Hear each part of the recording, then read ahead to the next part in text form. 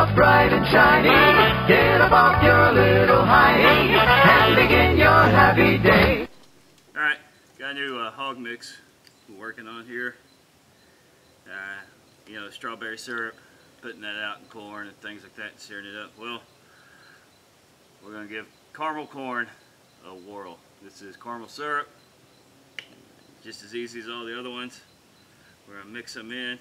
Right now I'm not going to go too strong on this because I'm kind of curious how long I can make one of these bottles last.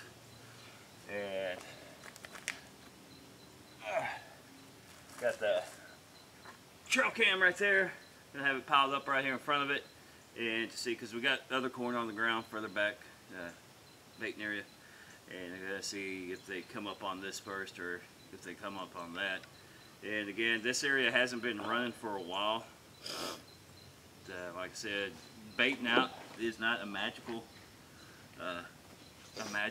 solution.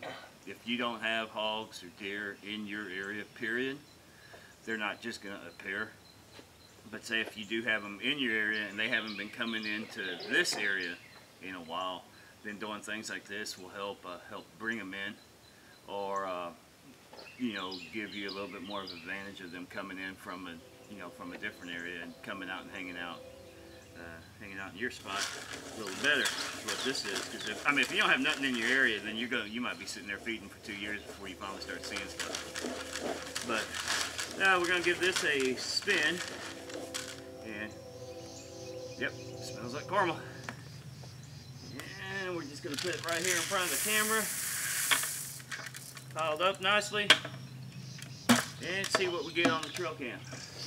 There you go. Thanks for watching.